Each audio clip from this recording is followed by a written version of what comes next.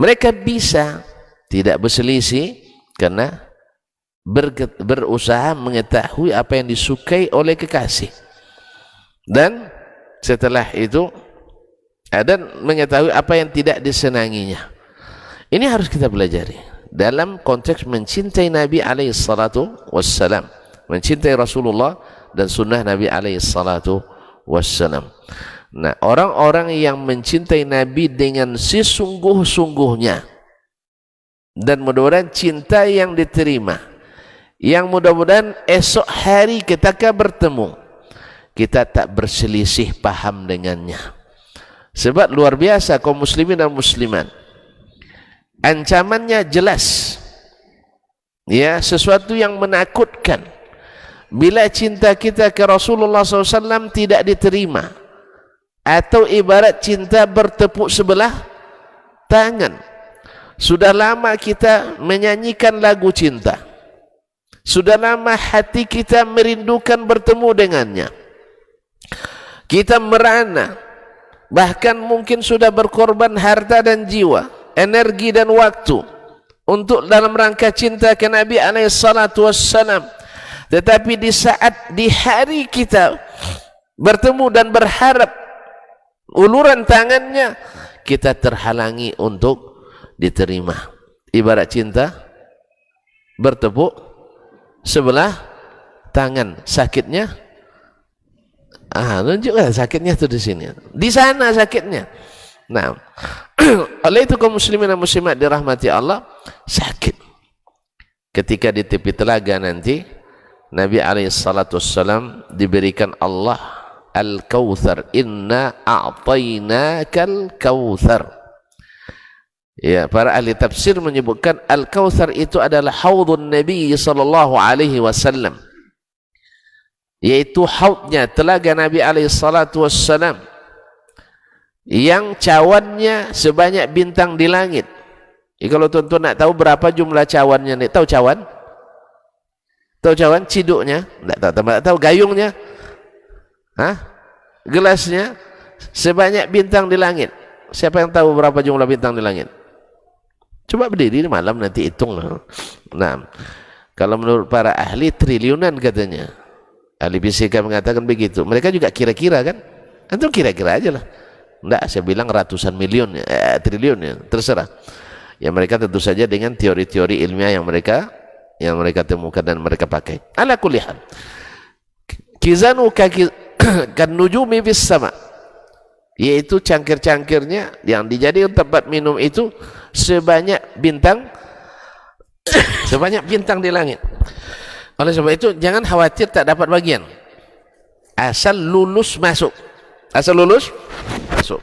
Nah, ini yang harus kita ketahui kaum muslimin dan muslimat dirahmati Allah. Saat itu siapa yang minum dari telaga ini tak akan dahaga sampai masuk surga.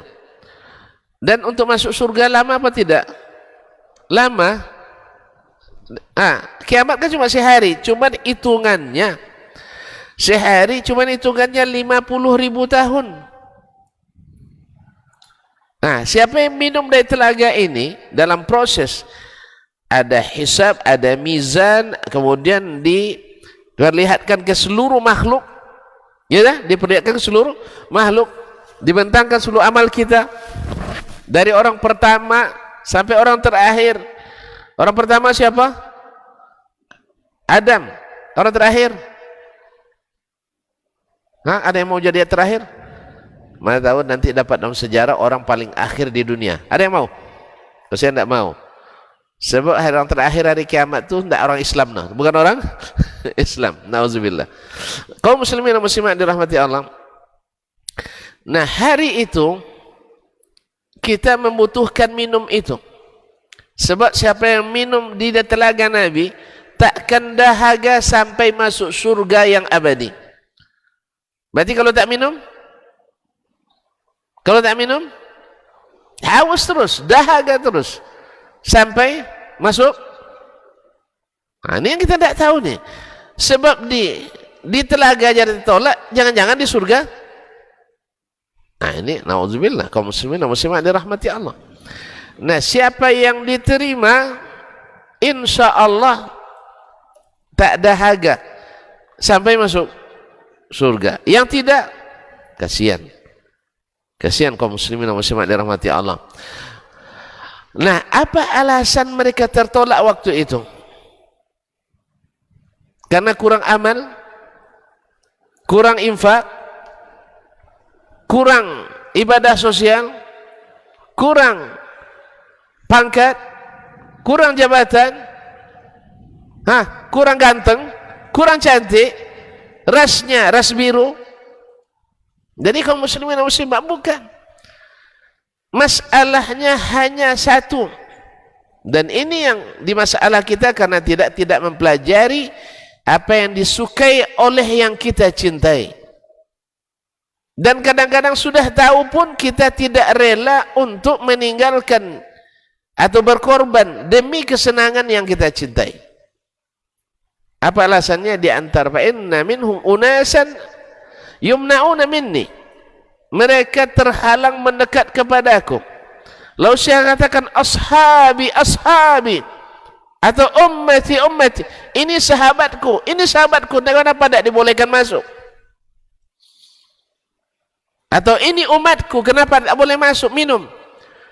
Padahal kan orang haus nampak air dan banyak jernih, orang pada minum semua, kepengen tak? Cina tak? Tahu Cina? Syekh pernah merasakan haus? Bulan puasa tidak ikut kemarin? Ramadan nampak air seperti ini, gimana rasanya?